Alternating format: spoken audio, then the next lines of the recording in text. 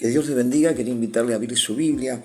En San Marcos capítulo 9, versículo 14, dice: cuando llegó donde estaban los discípulos, vio una gran multitud alrededor de ellos, y escribas que disputaban con ellos, y enseguida toda la gente viéndolo se asombró, y corriendo a él les saludaron. Y les preguntó: ¿qué disputáis con ellos? Respondiendo uno de la multitud, dijo: Maestro, traje a ti mi hijo, que tiene espíritu mudo, el cual donde quiera que le toma, le sacude y echa espumarajos, cruje los dientes y se ha secado. Y dije a tus discípulos que lo echasen fuera, y no pudieron. Respondió él y le dijo: oh generación incrédula, ¿hasta cuándo he de estar con vosotros? ¿Hasta cuándo he de soportar? Traédmelo. Y se lo trajeron, y cuando el espíritu vio a Jesús, sacudió con violencia al muchacho, quien cayó en tierra y se revolcaba echando espumarajos.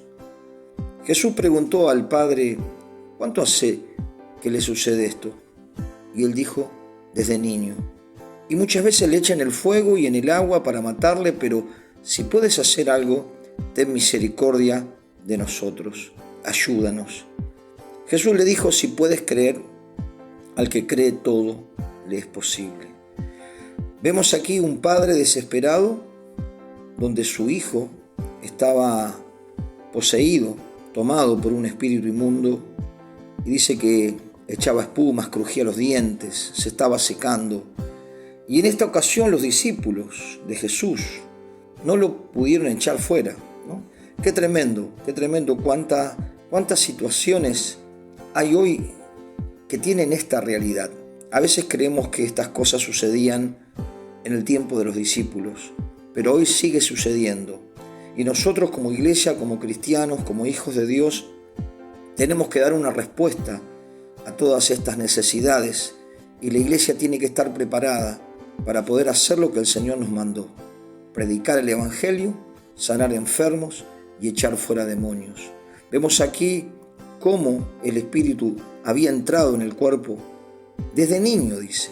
Muchas veces sabemos que la práctica del pecado le abre la puerta a los demonios, el espiritismo, el curanderismo y un montón de cosas que hoy la gente la practica como algo natural, común. Algunos lo toman a risa, como el juego de la copa, la tabla ouija, los jóvenes de la lapicera y todas estas prácticas espirituales que abren la puerta a los demonios y luego entran en la vida de las personas.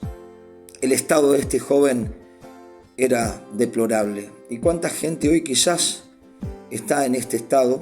No tiene este tipo de manifestación, pero está bajo depresiones profundas, está bajo situaciones espirituales que no puede comprender.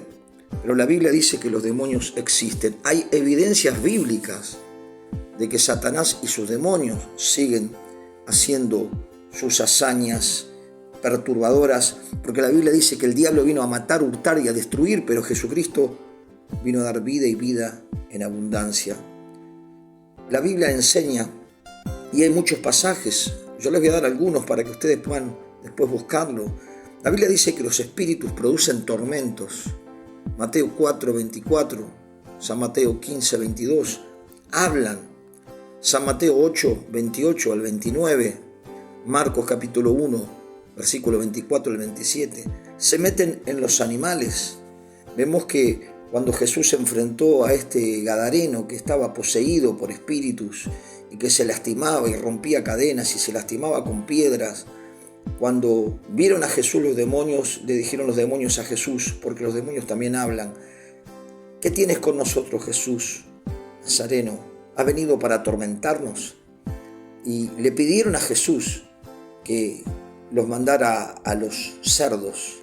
Siempre los espíritus, no solo que atormentan la mente de las personas, no solo que se mueven en el ámbito del ocultismo, de la hechicería, sino también cuando las personas están atadas por el pecado y viven en el pecado, hay una actividad espiritual. La Biblia habla de que estos demonios le pidieron a Jesús que lo enviaran a los animales. Sabemos también que perturban los animales. Usan un cuerpo para habitar. San Mateo capítulo 12, versículo 43 y 45. Poseen una fuerza extrema. San Marcos capítulo 5, 2 al 9.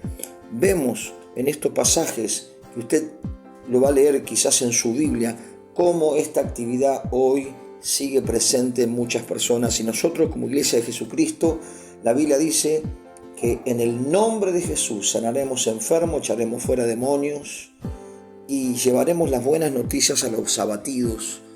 ¿Dónde recurrirán estas personas si nosotros como iglesia no estamos preparados y no tenemos la fe suficiente para creer que Jesús nos dio la autoridad, y cuando estamos en santidad, en obediencia, Dios va a respaldar con poder y con gloria?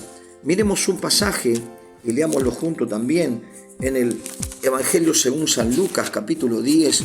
Vemos aquí en la palabra de Dios cómo el Señor los estaba preparando y los estaba entrenando.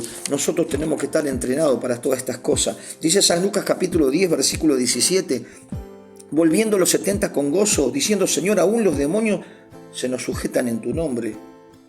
Y les dijo: yo veía a Satanás caer del cielo como un rayo. He aquí os doy potestad de hollar serpientes y escorpiones, y sobre toda fuerza del enemigo nada os dañará.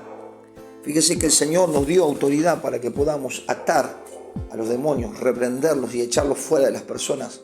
Por eso es importante que vivamos una vida consagrada en santidad y ejerzamos la autoridad para llevar a la libertad a tantas personas.